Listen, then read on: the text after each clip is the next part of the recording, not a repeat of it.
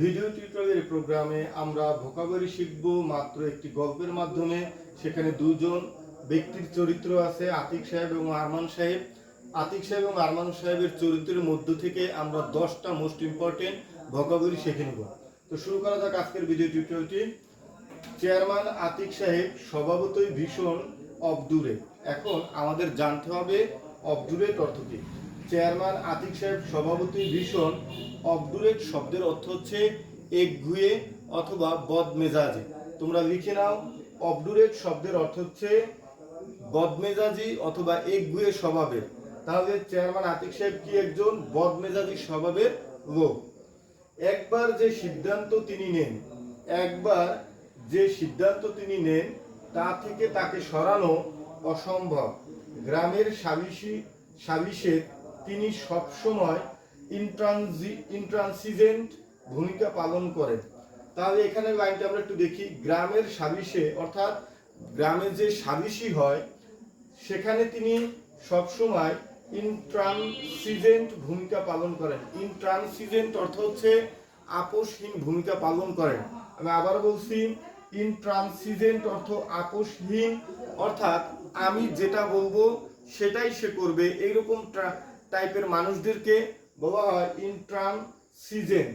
অর্থাৎ সে আপোষহীন ভূমিকা পালন করবে, সে নিজেরটাই প্রাধান্য দিবে। সো আপোষহীন ভূমিকা পালন করেন। তার এই অবিস্টিনেট আচরণের জন্য অবিস্টিনেট অর্থ কথা হচ্ছে একগুঁয়ে, অথবা তার এই বদমেজাজি আচরণের জন্য, অথবা তার এই কঠোর আচরণের জন্য গ্রামের মানুষ তাকে ভয় পায় ও মনে মনে অপছন্দ করে।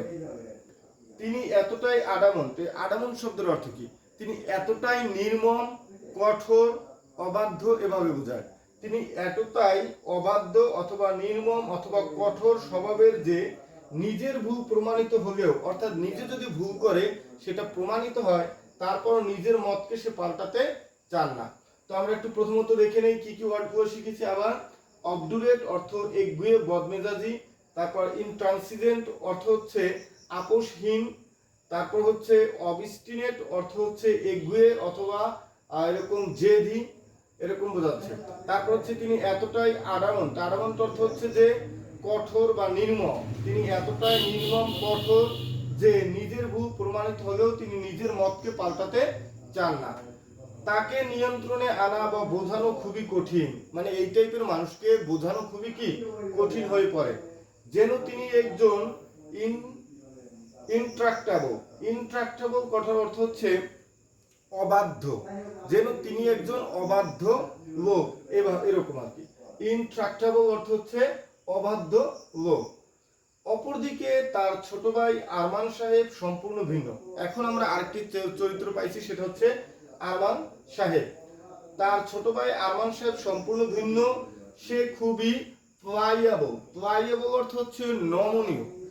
যেখানে আমরা তার চেয়ারম্যান আতিক সাহেবকে পড়ছি আমরা কি অবদূরেট মানে একগুঁয়ে মানে বদমেজাজি স্বভাবের, সেক্ষেত্রে তার ভাই আরমান সাহেব পুরোটাই ভিন্ন। সে খুবই প্লাইয়েবল অর্থ হচ্ছে নমনীয়। তোমরা এই ওয়ার্ড মিনিং গুলো বারবার আমার মুখ থেকে শুনে লিখে নিবা।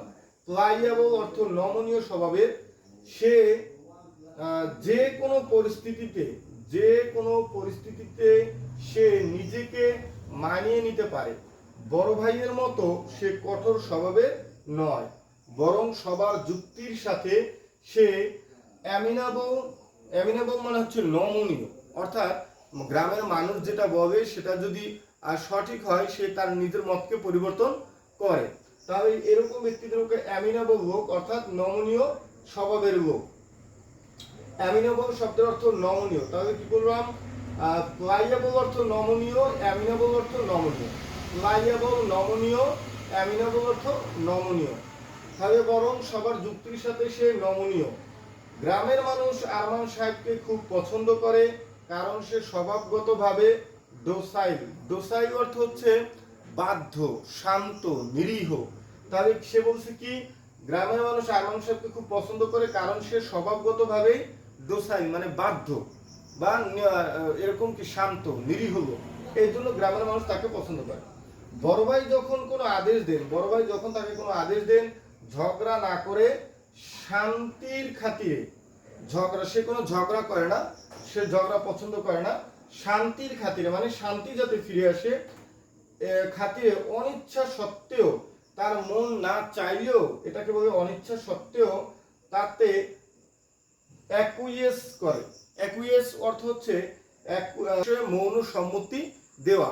অ্যাকুইয়েস শব্দটি সুন্দর অর্থ, সম্মতি দেওয়া অর্থাৎ মেনে নেওয়া আর কি, মেনে নেওয়া এরকম। শান্তির খাতির অনিচ্ছা সত্ত্বেও তাতে কিন্তু অ্যাকুইয়েস করে মানে কি, মানে মেনে নেয়।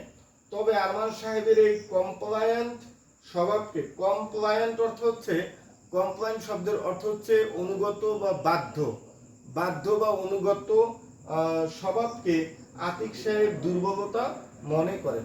অর্থাৎ এখানে আমরা দুজন ব্যক্তির চরিত্র পাইছি, একজন হচ্ছে চেয়ারম্যান আরমান সাহেব এবং আরেকজন পাইছি চেয়ারম্যান আতিক সাহেব এবং তার ছোট ভাই আরমান সাহেবের চরিত্র নিয়ে এখানে আলোচনা করা হয়েছে। সেখানে আমরা কয়েকটা ওয়ার্ড মিনিং শিখছি, যেগুলো হচ্ছে আমরা যদি আরমান সাহেবের চরিত্র দেখি সেখানে আমরা পাই তিনি খুবই প্লায়েবল, প্লায়েবল অর্থ নমনীয়, তোমরা এখানে লিখে নেবা প্লায়েবল অর্থ নমনীয়। আর তোমাদের যদি এই গল্পগুলোর পিডিএফ লাগে আমাকে অবশ্যই কমেন্টস করবা যে পিডিএফ চাই, তাহলে আর কে কোন জেলা থেকে দেখছো বা কোথা থেকে দেখছো কমেন্টে জানাবা, তোমাদের আমি সম্পূর্ণ গল্পের পিডিএফ গুলো দিয়ে দিব। তাই প্লায়েবল অর্থ নমনীয় স্বভাবের, তারপর কোন অ্যামিনেবল অর্থ নমনীয়, মানে দুইটার সিনোনিম, প্লায়েবল এবং অ্যামিনেবল অর্থ কি নমনীয়। তারপর পেলাম ডোসাইল মানে কি বাধ্য, মানে বাধ্য মানে নিরীহ শান্ত শিষ্ট এরকম আর কি।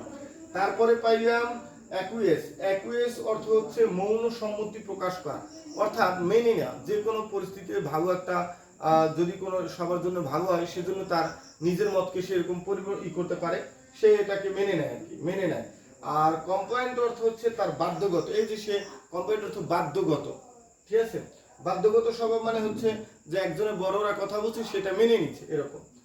তাহলে এগুলো তার স্বভাব। আর আমরা এখন একটু দেখব যে ইনট্রাক্টেবল শব্দের অর্থ কি, অবাধ্য, ইনট্রাক্টেবল অর্থ অবাধ্য।